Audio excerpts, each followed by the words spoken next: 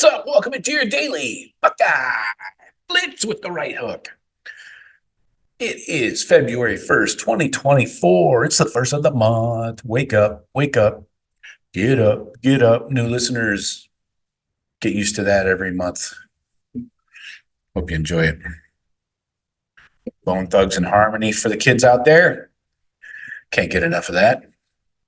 Got a street named after him in Cleveland, east side of Cleveland. You believe that? It's good stuff. Sean used to live up there on that side of town.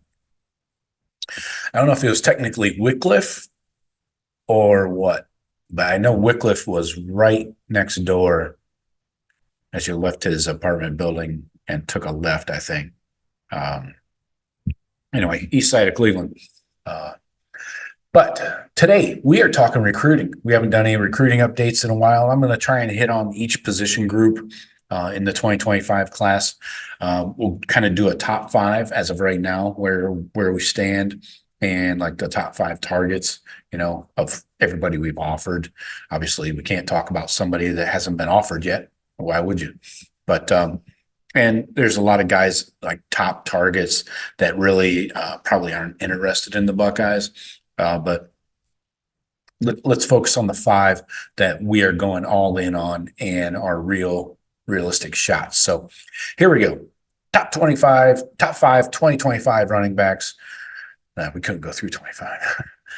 So Ohio State took two running backs in this 2024 class. Remember, we had the decommitment a while back. So we only ended up with two. We were going for three, but not a bad thing. Got James Peoples out of San Antonio, Texas. And that kid looks like he's ready to play today. And then you got SWD, our guy from Pickerington, Sam Williams-Dixon, originally from West Holmes, for people that used to actually me. But Buckeyes are probably going to lose two after the season. You're probably going to lose Trey and Quinshawn Judkins, the new transfer, after the season. I'm sure both will probably be on to the NFL. But there are plenty of good options here for Tony Alford to work on. Let's take a look at him. Number one, my guy. I was always a big Bo Jackson fan when I was a kid. I mean, who wasn't, if you're growing up in the 80s and into the 90s? But Bo Jackson from Cleveland, Ohio, Villa Angeles, St. Joseph. I believe he's from the east side of Cleveland too. Anyways, he's 6'1", 190. He's a high 4-star, a 9.545, nationally ranked number 101, so just outside that top 100. Number 8 running back in the class, and number 5 player in the great state of Ohio. Already has one crystal ball to the Buckeyes, so we'd love to see that. He's had a real interesting high school career. He's had a really strong year in Ohio. And this is a strong year in general for Ohio and running backs. They've offered Jackson and Marquise Davis. We'll get to him in a second. But Jackson's my number one. Big, fast, strong, and explosive. Sound like anybody you might have heard of before. Not me, Bo Jackson, the real one, the big one. But this Bo Jackson from Cleveland has dominated his high school competition for 2 years, and Ohio State is the clear favorite here. Yeah. He has offers from everybody. I mean, SEC schools are in the mix, Georgia, you name it, South Carolina, obviously. Even Oregon is in here. You got the cheaters up north. You got Penn Staters. He's got offers from everybody. Yeah, the complete list. Notre Dame, of course, in the neighborhood. Kentucky, dirtbags. Nobody's going to freaking Kentucky. But love this kid's explosiveness, and it's going to be interesting to see when he decides to commit to the Buckeyes. I think it's just a matter of time. So, number one, I got Bo Jackson as a Buckeye. Number 2, Marquise Davis. This guy's been racking up some freaking trophies lately. It's like Ohio Player of the Year last year. He's 6', 190, from Cleveland Heights, East Side. He was a 9.350, nationally ranked number 167, number 13 running back, and number 7 player in Ohio. Now, looking at his offer list here again, SEC schools are sprinkled throughout. You got the Cheaters, you got Penn State. They love going after those Cleveland area kids.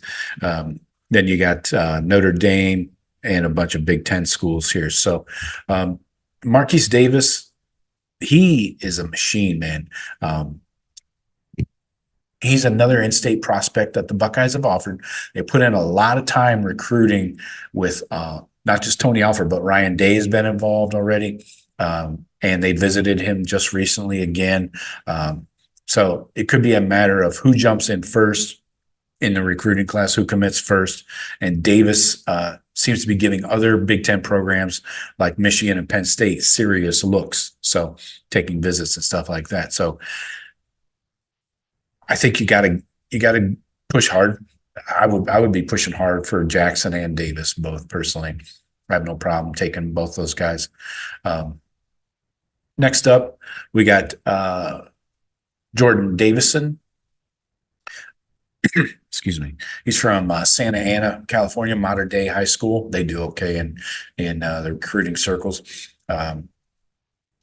Davidson is 5'11", 203. He is a 9.760. As of right now, he does have one crystal ball to Texas. Fucking Texas. Yeah, I don't know. But he has the national offers, coast to coast, top to bottom. Davidson's been a priority target in this class since day one. The modern day curse has been a real thing for Ohio State over the years, but Davidson is a virtual certainty to lead the state and likely the West Coast altogether. So it gives you some hope if you're Ohio State. You got Alabama going through a coaching transition, so you could probably almost take them out of the mix. Seems like this is going to come down to Ohio State and Texas as the two teams to watch here, and it's gonna be a national battle for Jordan Davis. So we'll see. We'll see where he ends up. He doesn't have a date for a commitment or anything set. So a lot of these guys are probably going to push theirs into late summer after they take their officials and all that, and possibly make their commitments right before their senior years start. So next up, Byron Lewis, South Florida, Plantation, Florida, American Heritage High School. Stop me if you've heard this before. From Fort Lauderdale. 5'11", 200 pounds. He's a 9.315, a solid four-star, nationally ranked number 182, number 16 running back. So a little drop off from the first three we talked about. Byron Lewis is down around 16 here, number 26 player in Florida.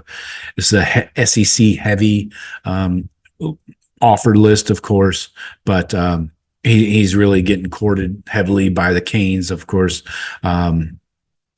The neighborhood school, but there's part of me says, Tony Alford, what the fuck are you doing? Get out of South Florida. But Jordan Lyle, Mark Fletcher, the recent guys that we missed out on, and we'll see how long they last at Miami. But I think you got to be a little cautious if you're the Buckeyes. Again, they've had commitments from South Florida running backs, only to watch them flip late in the process. And I can't be hurt again, Tony. Don't hurt us again. But Lewis is going to make this into a Ohio State versus Miami battle. So, shocker, stop me if you heard that before. But the Buckeyes have a real close relationship here. Tony Alford has a close relationship with Byron Lewis. We'll see what happens. Yeah. He did play a lot as a freshman, got snaps in 6 games, had almost 200 yards, a couple touchdowns.